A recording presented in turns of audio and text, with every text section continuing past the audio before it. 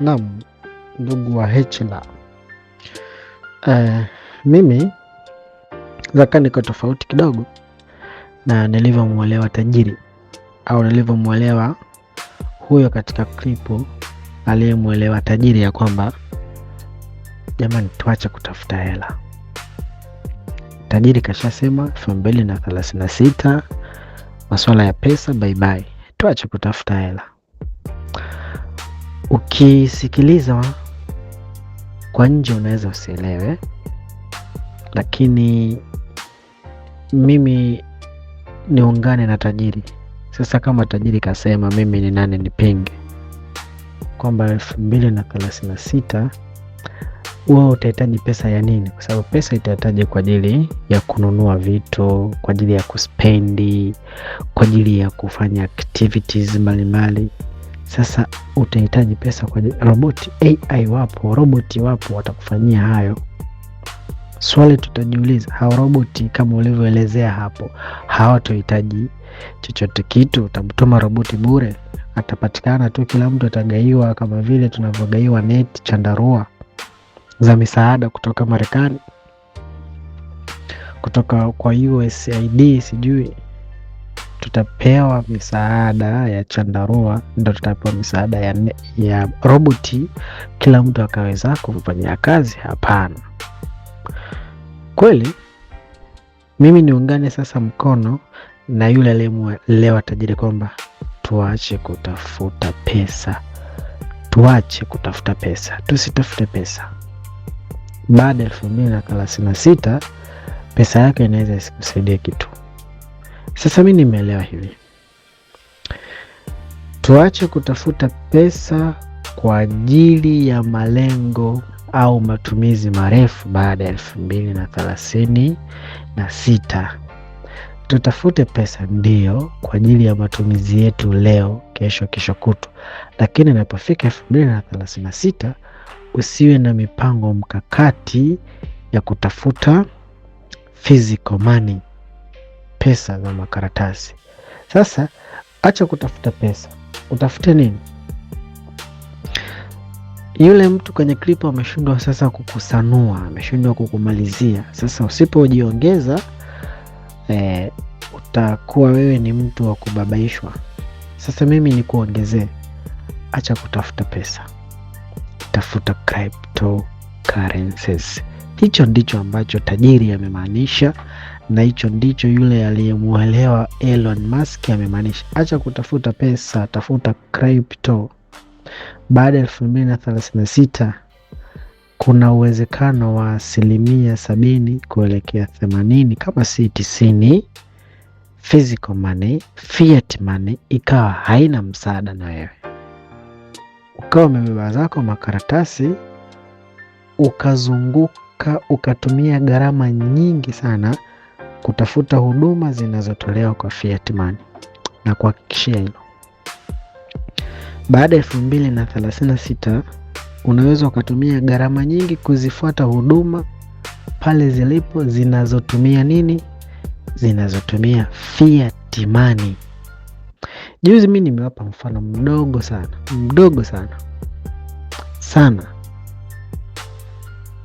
Nimeenda Dar es Salaam, nimepanda, nataka kupanda mwendo kasi. Sijui ni lile shirika, sijui ni la umma, ni la serikali, tusijue hilo. Nimetaka kupanda mwendo kasi, nina buku yangu mfukoni, nimeenda pale ili nipewe tiketi, naambiwa hatupokei cash. Hapa wanayopita wanaenda kutapu. Uwe una kadi, uende ukatapu pale, ndio ufunguliwe uende ukapanda mwendo kasi. Sasa mimi sina kadi, msubirie mwenye kadi, mpe hiyo buku, yeye afanye top up. Kama kadi yake haina salio la kutosha, apite na wewe, vinginevyo ndugu yangu kapande daladala. Wewe unaonaje hiyo? 2026 nataka kupata huduma ya fiat Sehemu ambayo ina uwezo ukapokewa fiat nimekataliwa, hatupokei fiat. Unaonaje ikifika miaka 10 baadaye? Itaishia kwenye mwendokasi? Sasa hiyo ndio scenario ambayo wewe kama umeamua kuwa katika jicho la kuona mbele na umeshasanuliwa na unaweza kupokea clip, kwa sababu hizi clip watu wa nje hawapewi, hawafuadiani kwa sababu haziwahusu. Wanaona kama huwezi ukazikuta hizi clip katika magrupu mengine, utaziona zinasambaa kwetu. Sasa kama wewe umeamua kuwepo katika jicho la mbele, unatakiwa uishi maisha ya mbele, ujiongeze kwamba sasa hivi sio muda wewe wa kuanza kutafuta pesa, michongo ya muda mrefu ya kukuingizia pesa za makaratasi. Uanze kusoma masomo marefu, uje uajiriwe serikalini, uje uanze kulipa mishahara mwisho wa mwezi. Unajipotezea time. Soma kozi ambazo, soma masomo ambayo yatakufanya hata wewe mwenyewe ujiajiri, ama hata ukiajiriwa utakuwa unafanya mambo ya kidigitali. Kwa hiyo Elon Musk alichosema 2036 pesa hazitakuwepo. Kutakuwepo na nini? Huduma zinatakiwa ziendelee. Watu wataumwa, watataka kwenda hospitali kufanyia operation, kubadilishwa figo. Watu watataka kujenga, watu watataka kununua na kumiliki magari ya Tesla, Cybertruck. Watataka kwenda mwezini kwa kutumia SpaceX.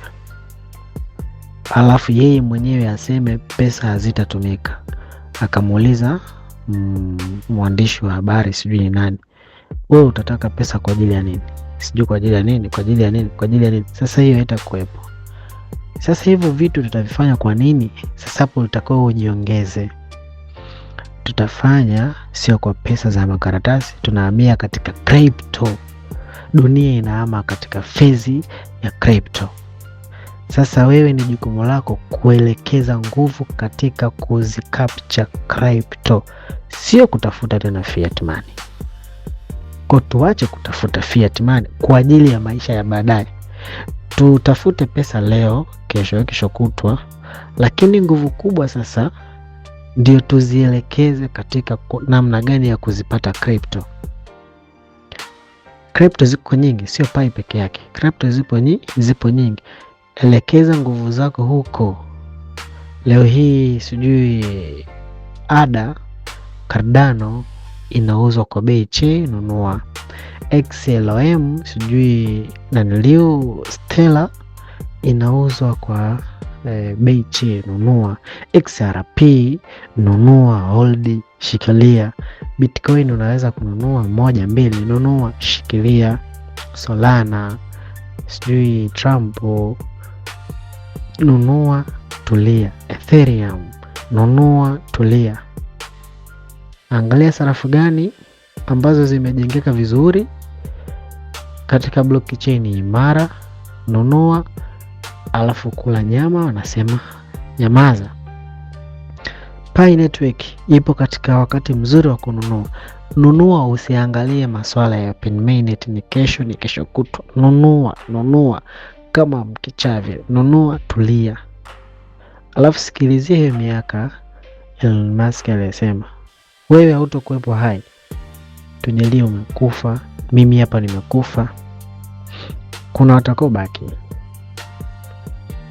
Afrika tumezoea kurithishana. Wazungu hayo mambo sio ada yao sana, kila mtu anatafuta cha kwake. Sisi tumezoea kurithishana mali kama Waarabu ama kama Wahindi, kurithishana kile ambacho tumekikuta katika familia zetu. Unawarithisha nini vizazi vyako? Una watoto, watakuja kurithi nini? Watakuja kurithi shamba ambalo litakuwa na migogoro. Umewarithisha nyumba moja umejenga, una watoto 10. Je, ukiwa una pai zako 20, 30, baada ya miaka 10 pai moja ukaambiwa ina thamani ya dola 200 tu, pai moja na thamani ya dola 200, watakuwa umewachia nini? Nunua vitu ambavyo baadaye ndio upepo wa dunia unapoelekea. Niliwaambia tulienda katika course BOT. Tatumia screenshot hapa ya masuala ya technology, timeline maturity. Ni ukuaji ama ni timeline, yani ni muda ya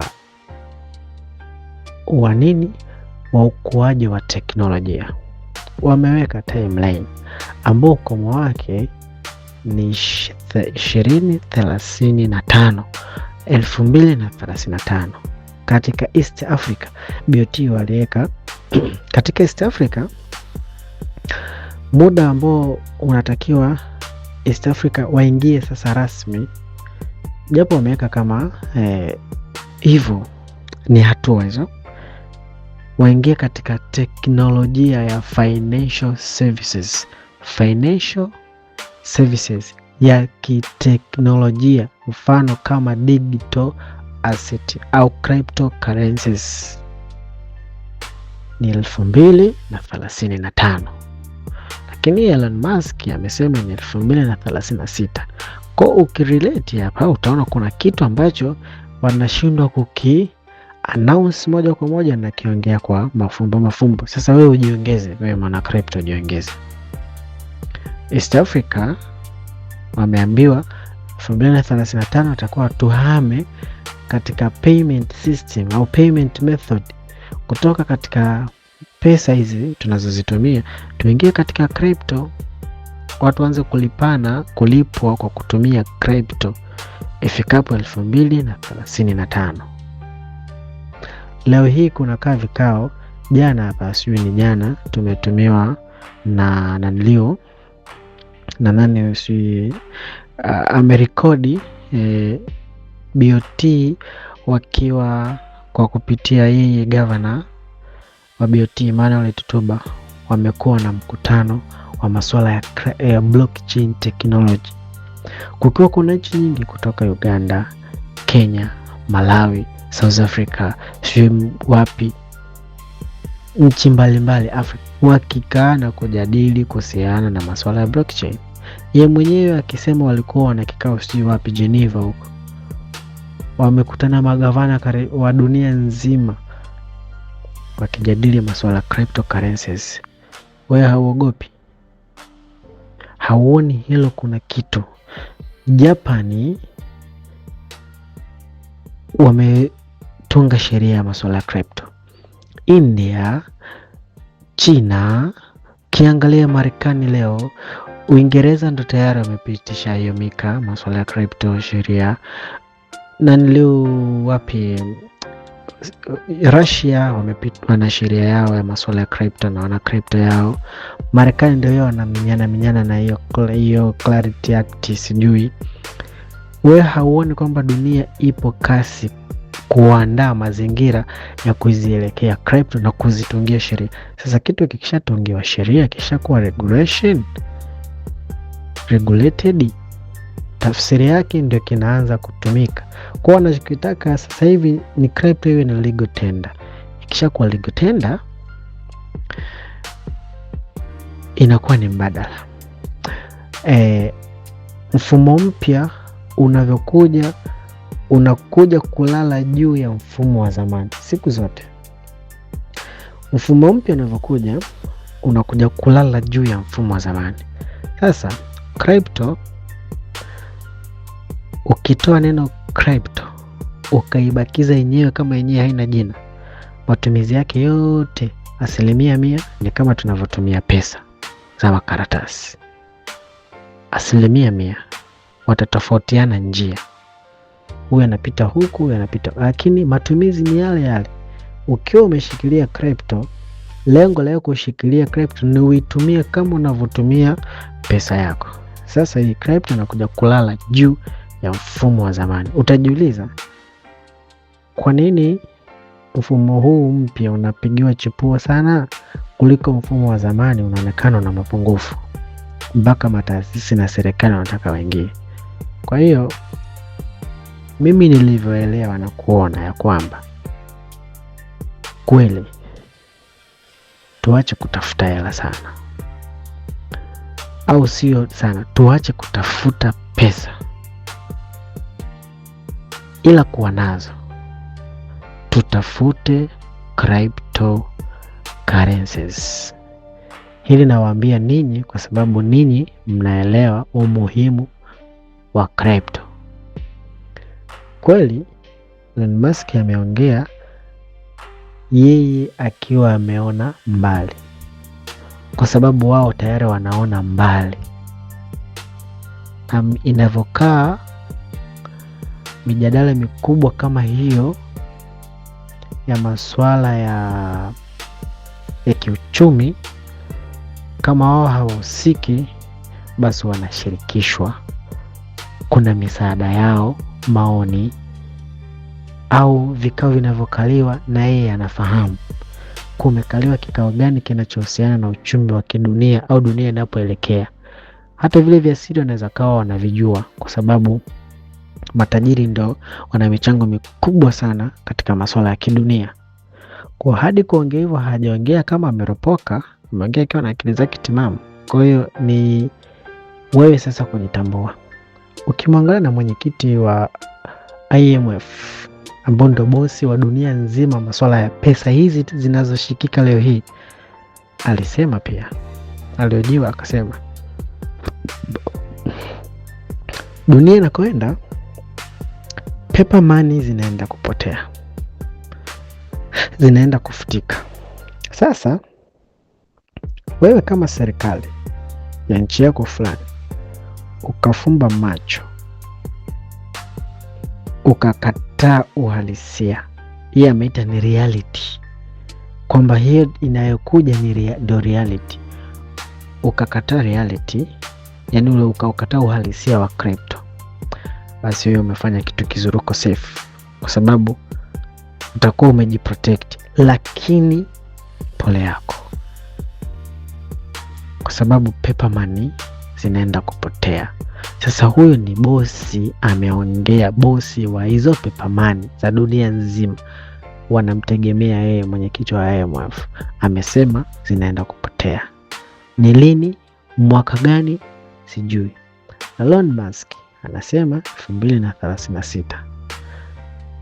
East Africa Community wanasema 2035 timeline ya teknoloji ya masuala ya financial services. Mimi Pioneer nakwambia, zinduka leo, isije ukawa unaishi katika historia. Niliyajua haya lakini sikufanya. Bado watu hatujaelewa kuhusiana na swala la kutafuta pesa na kuacha kutafuta pesa. Kweli ni swala la nini la, ni mchezo usiohitaji hasira. Tunavyoambiwa yule bwana alivyosema, au Elon Musk alichomaanisha baada ya 2030, na yule aliyemtafsiri kwamba acheni kutafuta pesa, yani akimaanisha tuache kutafuta pesa kwa ajili ya muda mrefu, kwa ajili kutafuta pesa hizi za nini. Tunavyozungumzia pesa, ndio maana tunasema tuelewe muktadha. Mara nyingi neno lirudia, sijui ni mwaka wa ngapi Pioneer, muwe mnaelewa muktadha. Yani unapoona kitu kipo sehemu, elewa muktadha, kwamba kwa nini hichi kitu kipo hapa. Ukiona sehemu imeandikwa barabara, bwana, tutakuchapa, tutakupiga na tutahakikisha tunakusafirisha barabara, au hivyo. Yani ukiona neno barabara, sasa katika maandishi pameandikwa sentensi ndefu, hapo katikati kuna neno barabara na kukaendelea. Sasa tunaanza kuelewa hii barabara iliyoandikwa, tunaangalia muktadha. Muktadha ni kuangalia nyuma, kumeanzwa kuzungumzwa nini, na mbele kunazungumzwa nini, ndio tutaelewa neno barabara limetumikaje. Muktadha ndio utatuambia tukaze au tulegeze, tuseme ni barabara au ni barabara. Barabara na barabara ni vitu viwili tofauti, lakini vinavyoandikwa vinaandikwa kwa aina moja, BARA, barabara. Muktadha ndio utakufanya sasa uelewe hapa pamemaanishwa nini. Pamemaanishwa ni barabara, kwamba nitakupiga barabara, nitakusafirisha mzigo wako, tutausafirisha kwenye barabara. Sasa ile barabara ndio utasema kumbe ni mzigo utasafirishwa. Kwa hiyo ushaelewa huko muktadha ni barabara imemaanishwa nini. Kwa ninavyosema tusitafute pesa, acheni kutafuta hela. Hela hapa zinavyozungumzwa, hata crypto si pesa, lakini pesa zinazozungumzwa sio cryptocurrencies, sio pesa za kidigitali. Zinazozungumzwa hapa ni fiat currency. Kuna fiat currency na kuna cryptocurrency. Tunavyoambiwa msitafute pesa zaidi, zitakazo wafanya msurvive 2036 ni fiat currency. Tafuteni nini? Cryptocurrency. Tunavyokuja sasa kwenye neno kutafuta, nao limezua mjadala mwingine. Sawa, pesa zote zinatafutwa, sawa, kwa sababu kipo. Mimi nimesema crypto haitafutwi kwa sababu ipo. Kwani pesa si ipo? Hizi pesa za makaratasi si zipo? Ziko benki, zipo mitaani, zipo kwa wafanyabiashara, zipo kwa wakulima, si zipo? Lakini hizi zinatafutwa, sawa. Unaweza ukatumia pesa kuitafuta pesa, au usitumie pesa ukatumia maarifa, ukatumia kitu kingine kutafuta, au ukatumia nguvu zako ukazitumia kuipata pesa. Crypto ipo, imeshatafutwa, imewekwa sehemu. Mfano leo hii kuna anayetafuta Pi network humu ndani.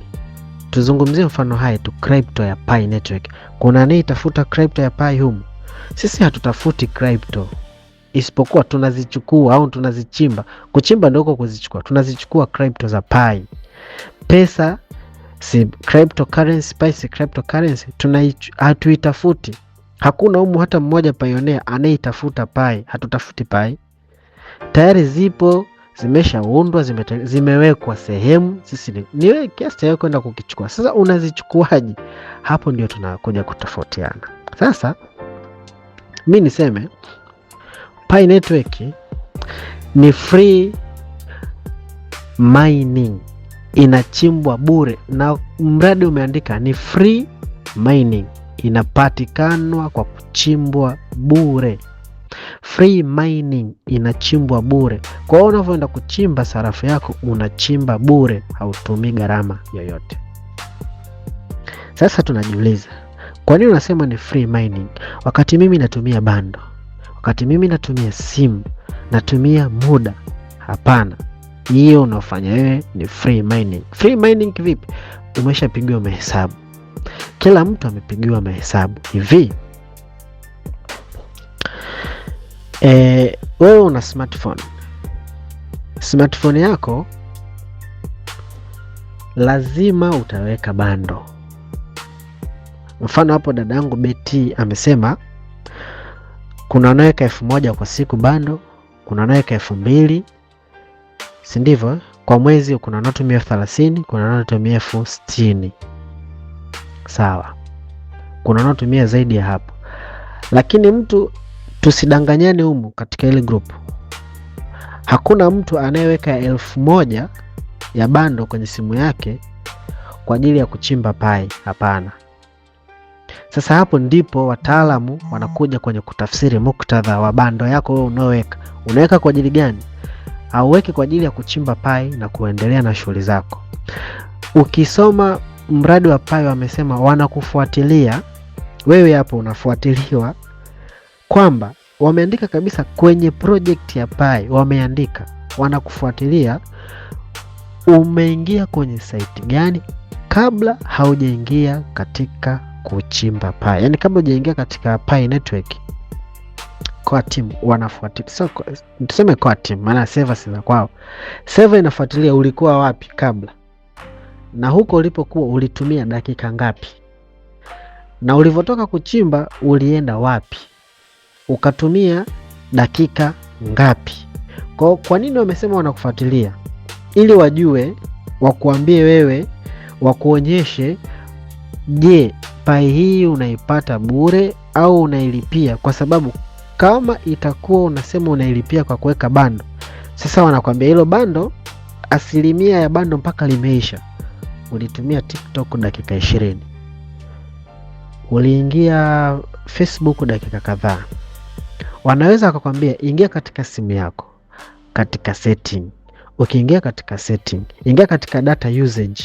Ukiingia katika data usage, kwenye kipengele cha application, utaona application ambazo wewe zinakumalizia MB, na kuhakikishia ya kwanza, kama haitokuwa ni Instagram, kama ni sio TikTok, kama sio Facebook, kama sio WhatsApp, njoni hapa mniambie, ni left katika hili group au niwape passphrase zangu, mgawane hizi pai zangu 2.0.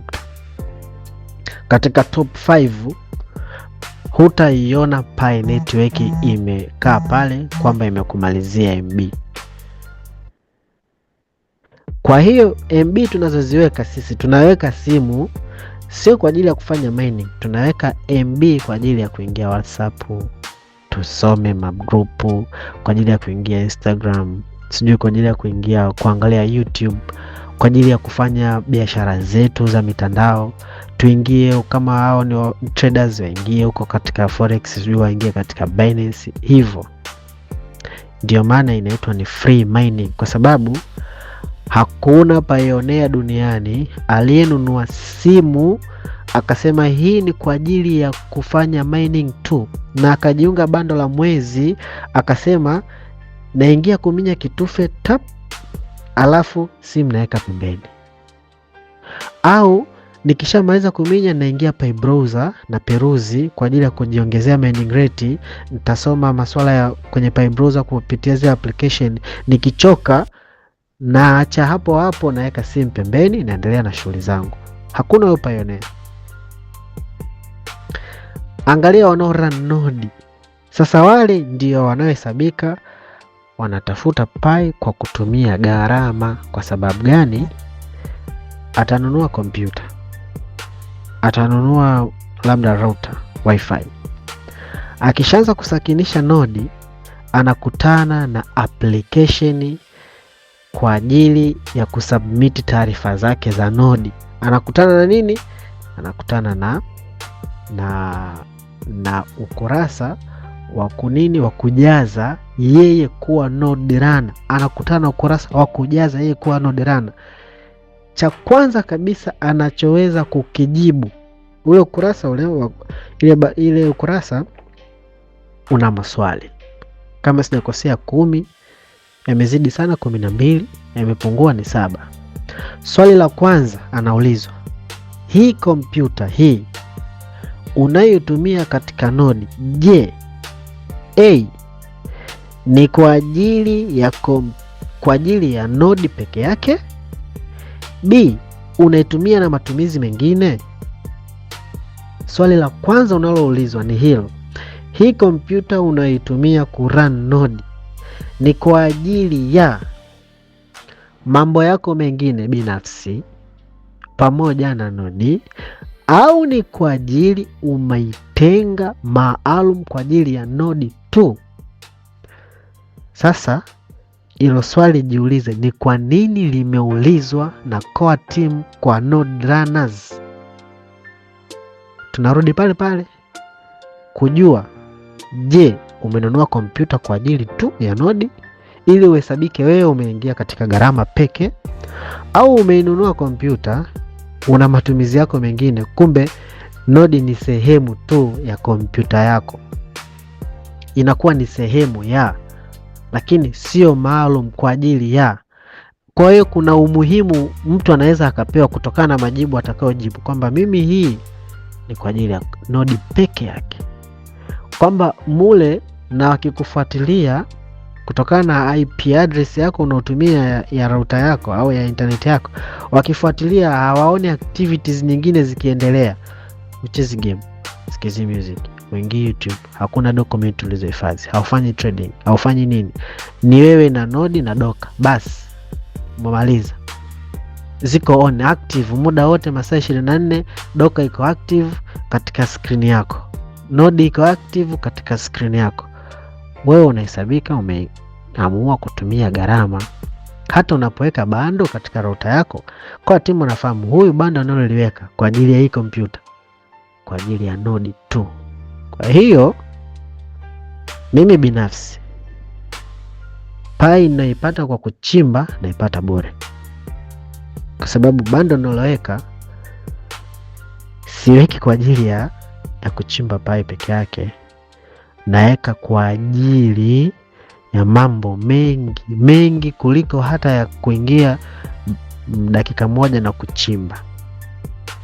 Leo hii fuatilia hata wewe simu yako ingia katika data usage. Ni app gani inayokupotezea muda na MB kuliko Pi network? Kwa hiyo cryptocurrencies kiwemo Pi network ni free mining, tunaichimba bure. Wanaonunua kwenye exchange wanatumia pesa. Sasa tunavyoambiwa tusitafute pesa, tusitafute hizi za makaratasi sana kuwekeza. Unavyoambiwa sasa tafuta crypto, maana yake sasa hizo pesa zako ambazo ni haramu, ni feki, ambazo zitakuja kuwa feki, zitumie kununua kitu original. Sawa?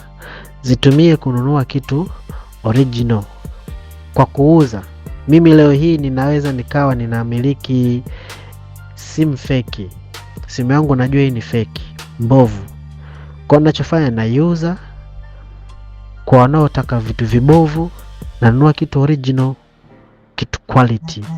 Nina scraper langu naliuza, nanunua kitu OG. Kwa nunua crypto, nikakupa mfano, crypto sio Pi, ziko nyingi. Nunua XLM, sijui XRP, nunua hizo nyingi tu, nunua kwa uwezo na kuwepo nao, nunua hifadhi. Unazinunua kwa kupitia nini? Kwa kupitia hizi pesa unazozitafuta kuanzia 2026 mpaka 35. Baada ya 36 huenda mambo yakabadilika, tusianze kuzitumia hizi tena tunazozitumia leo. Kwa hiyo nguvu kubwa ielekeze kuzitafuta crypto. Sasa kuzitafuta haimaanishi kuzitafuta kama unavyotafuta pesa hizi hapo. Kuzitafuta ni vipi? Tafuta pesa hizo za makaratasi, alafu tafuta crypto.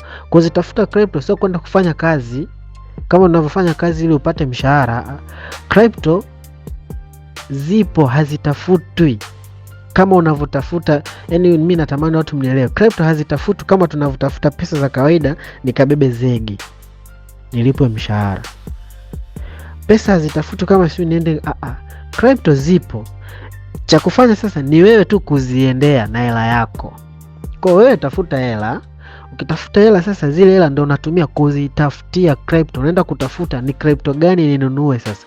Kuna Pi, kuna Bitcoin, kuna Solana, ndio kutafuta huko. Kwa natafuta ninunue ipi. Kunaweza kuwa kumewekwa magari mengi hapa, afu kaambiwa tafuta gari lako hapa liko wapi. Sio kwamba unalitafuta alipani lipo, lakini unalitafuta liko upande gani. Au hebu tafuta katika hawa wanaume au hawa wanawake, tafuta mwanamke aliyekuwepo mzuri wa kumuoa au wa kuolewa naye. Tafuta mwanaume mzuri au mwanamke mzuri wa kuoa au kuolewa naye. Kutafuta sio kama hayupo. Yupo, sasa ni kiasi cha kuchagua. Kwa tunavyoambiwa tafuta crypto, maana yake uchague ni ipi ambayo wewe uwe nayo nzuri, ambayo itakuletea faida. Kwa sababu crypto zipo nyingi, tayari zipo, zimeshaundwa, zipo sehemu. Yani wajua pesa haujui iko wapi. Leo hii pesa siziko benki. Uwezo kaenda benki ukapewa tu pesa. Lakini pesa hizi crypto ziko exchange. Ukienda exchange unapata crypto. Sasa unazipataje? Hizi pesa zako unazozitafuta leo, tumia kuzinunulia crypto. Lakini crypto utafute ile kuwepo bora. Unatafutaje sasa? Maarifa. Kwa hiyo unatakiwa utafute maarifa sahihi ya kujua kipi ni bora, kipi ni sahihi, kipi sio bora.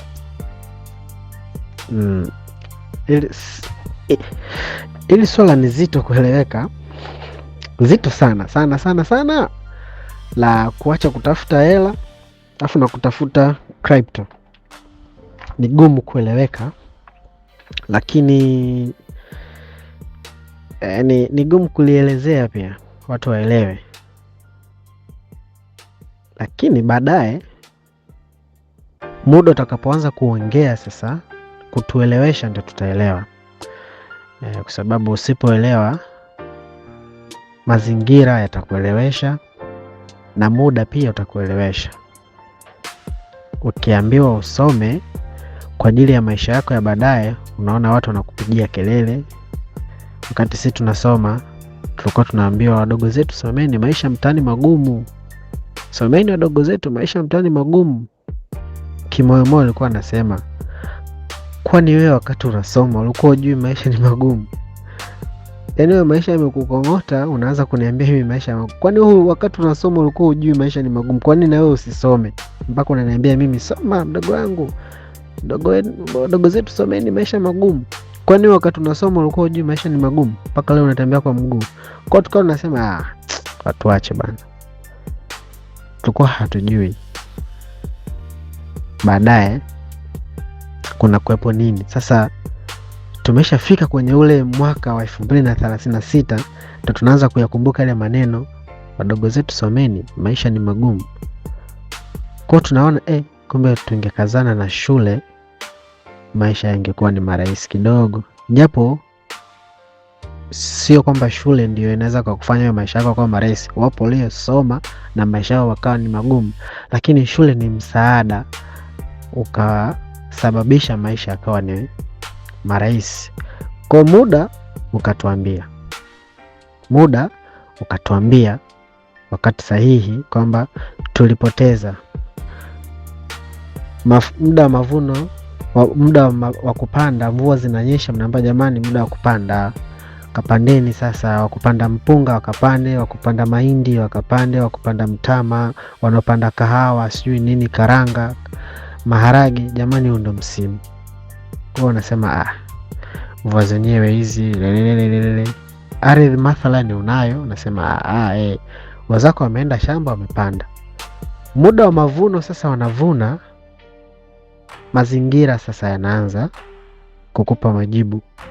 Mazingira yanaanza kukufundisha sasa kwamba mazingira haya watu wanavuna,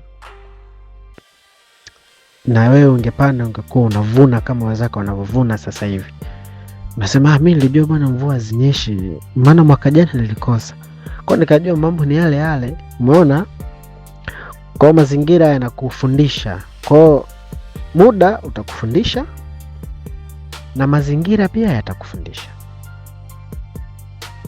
Kwa hiyo tumeshapewa alert mwaka 2036 kuendelea. Yaani sio tusitaje muda, miaka 10 ijayo, 15 ijayo, mvua zitanyesha kwa wingi sana. Mvua zitanyesha sana. Mvua hizo zitabadilisha miundombinu, zitabadilisha hali ya hewa. Wanaita nini? Sio tabia nchi. Itabadilika. Haitakuwa ile tena. Nchi itabadilisha tabia. Vitamea ambavyo hujawahi kuviona vimemea, na vitapotea ambavyo hujawahi kuviona vimepotea. Mazingira yatafanyaje? Tabia nchi. Kwa hiyo nini cha kufanya? Sasa mnaambiwa hizo mvua hizo, ili uweze kukabiliana nazo unatakiwa ufanye 1, 2, 3. Angalia Yusuf wakati yupo gerezani, amewekwa na mfalme wa Misri kwa eti ametaka kumbaka mke wake. Alipokuwepo gerezani, kuna mtu akaota ndoto. Baada ya yule mtu kuota ndoto, akamtafsiria. Watu wawili walikuwepo, wakaota ndoto, akawatafsiria. Na alivyotafsiria vyote ikawa hivyo. Alimtafsiria kwamba atauliwa, kweli aliuliwa. Alimtafsiria atarudi kufanya kazi kwa bosi wake, kwa mfalme, alirudi. Sasa mfalme naye akaota ndoto. Ameota sijui nini 7, sijui nini ngapi zinafanya nini, sijui nini, mnafahamu, nisielezee, ni kisa kirefu. Basi mfalme akaanza kutafuta waganga na waganguzi, wasoma nyota, wasoma ndoto, watafsiriji, wakamtafsirie ndoto ile ina maana gani, mbona ni kama ndoto ya ajabu. Watu wametafasiri lakini mfalme akaona hapana, haviendani, haviji. Sasa yule bwana ambaye aliwahi kutafsiriwa na Yusufu akakumbuka, wakati niko gerezani yule Yusufu aliweza kunitafsiria, afu ikatokea kweli. Akamwambia mfalme, akamwambia mleteni. Akamweleza, akamwambia sasa ndoto baada ya miaka 7 ijayo, kama sijakosea, kutatokea njaa kali sana, kutatokea balaa hatari, na nilo balaa sio la nchi hii. Sasa nini cha kufanya? Tujiandae mazao, tuandae hazina ya kutosha, maghala kwa maghala, ili kipindi hiko kitakachofika cha mabadiliko ya tabia ya nchi yatakapotufikia, tayari sisi huku tumeshafahamu na tumejiandaa. Nini kitakachofanya sasa? Majirani zetu, miji ya mbalimbali watatujia kuja kununua bidhaa, chakula kwetu, na sisi tutakuwa tunawaongoza wao kiuchumi. Scenario kama hiyo. Mfalme akatekeleza, akasema ni kweli, na nitakupa zawadi ikitokea. Utakuwa waziri wangu mkuu, utakuwa ndo mtunza hazina, siyo mbembembembe, lelelelelele, siyo, unaelewa? Kweli ikatokea kama ilivyotokea, kikawaokoa kile ambacho Yusufu aliwaambia. Yusufu alikuwa kama Elon Musk, akiwaambia sisi watu tunomsikiliza mfalme. Kwa hiyo sasa wewe ni jukumu lako kujua sasa, kama unatafuta ya baadaye, basi ni ya sasa hivi. Andaa sasa hivi, gharama hizo zitumie gharama sasa hivi kulima shamba, tumia gharama sasa hivi kununua mbegu bora, tumia gharama sasa hivi kuandaa dawa, tumia gharama sasa hivi kuhifadhi chakula. La njaa linakaribia. Njaa hiyo haitombagua mtu, awe mtwana ama mfalme, itaondoka naye, isipokuwa waliojiwekea akiba za crypto katika wallet zao. Hao ndio watakao kuwa sasa wanafuatwa na mataifa na makabila kuja kununuliwa. Kwa hiyo tuangalie hii Elon Musk alichokisema ni kama Yusufu wetu.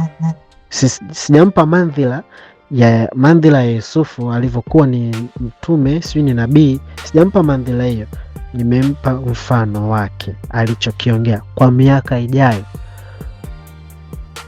yanaweza akatokea kweli. Sasa hebu jiandae wewe kama mfalme wa Misri, jiandae kwa ajili ya watu wako. Tumia gharama leo hii kwa ajili ya miaka hiyo ijayo. Tupo. Kwa hiyo sijui nisemaje, natamani kila mtu anielewe ninachotaka kuongea, kwa sababu naweza yani sijui nisemaje, lakini natamani unielewe ya kwamba huna uwezo wa kununua Bitcoin, huna uwezo wa kununua sijui XRP, huna uwezo wa kununua pai zinakutosha, zinapatikana kwa bei ya maandazi. Nunua pai za buku mbili, za elfu ngapi, nunua weka. Usitamani kuja kuuza kesho, sijui unatamani ununue eti baada ya miezi miwili open mainnet imetoka. Achana na open mainnet kabisa. Nunua Pi si kwa ajili ya open mainnet. Hapana. Yaani usiseme kwamba open mainnet inatokea mwezi wa 9. Kama ndugu yangu Jesus Christ alivyosema, Felician Bukene. Achana na kununua Pi kwa ajili ya mwezi wa 9, sijui mwezi wa 10. Open mainnet, achana na hiyo habari. Nunua Pi kwa ajili ya maisha yako ya baadaye. Fanya Pi ndani ya miaka 10, miaka 5 kama nikijaliwa uhai. Hizi nilizozinunua hazitakuwa na thamani hiyo tena. Kama alivyosema nani? Alivyosema Mr. Shirima. Nunua Pi baada ya miaka kadhaa, haitakuwa na thamani hiyo. Kama alivyosema pia nani? Alivyosema Liza kwamba hata Pi ikifeli, isipoingia mainnet ikafeli kabisa, itakuwa na thamani fulani. Thamani fulani hiyo itakayokuwepo nayo itakuwa imekuokoa. Ukiwa na Pi zako 1000 na Pi zako 500, Pi moja ikawa sawa na $100, una Pi moja ikawa na thamani ya $100. Sio GCV, $100. Una Pi 5000. Unajua una dola ngapi? Una dola 500,000. Sasa dola 500,000 wewe umefeli nini? Pi zako 5000. Kama una Pi 500 kwa dola 100, una dola 50,000. Kwa dola 100 Pi moja una Pi zako 500 tu. Sasa na dola 50,000. Dola 50,000 ni kwa rate ya sasa hivi ni milioni 100 na. Sasa milioni 100 na umefeli nini? Hapo umefeli? Hapana. Ambazo dola Pi 500 unazipata leo hii kwa bei che kabisa. Kabisa. Kwa hiyo mimi ni wasi tununue sarafu. Fedha za kidigitali tuzinunue.